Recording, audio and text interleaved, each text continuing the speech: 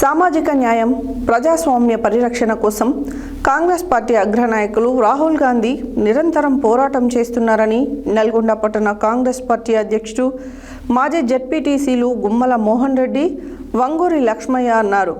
శుక్రవారం నల్గొండ మండలంలోని చిన్నసూరారం గ్రామంలో లోక్సభ ప్రతిపక్ష నాయకులు, కాంగ్రెస్ పార్టీ అగ్రనేత, భావి భారత ప్రధాని రాహుల్ గాంధీ జన్మదిన వేడుకలను నల్గొండ మండల యూత్ కాంగ్రెస్ అధ్యక్షులు కేవీఆర్ సతీష్ ఆధ్వర్యంలో ఘనంగా నిర్వహించారు.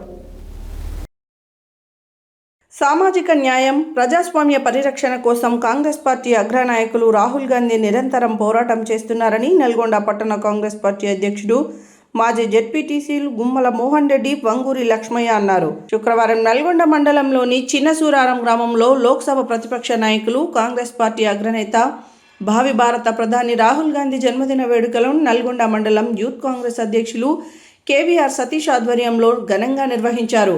ఈ కార్యక్రమానికి నల్గొండ పట్టణ కాంగ్రెస్ అధ్యక్షులు మాజీ జెడ్పీటీసీ గుమ్మల మోహన్ రెడ్డి, నల్గొండ మాజీ జెడ్పీటీసీ వంగూరి లక్ష్మయ్య ముఖ్య అతిథులుగా హాజరై వేడుకల్లో పాల్గొన్నారు. ఈ సందర్భంగా వారు మాట్లాడుతూ, యువత, రైతులు, పేద ప్రజల సంక్షేమం కోసం పోరాడుతున్నారని పేర్కొన్నారు. ప్రధానమంత్రి పదవిని సైతం త్యాగం చేసి దేశంలో పేద ప్రజల సంక్షేమం, వారి హక్కుల కోసం పాటుపడుతున్న మహోన్నత వ్యక్తి, స్ఫూర్తిదాయక నాయకుడని కొనియాడారు.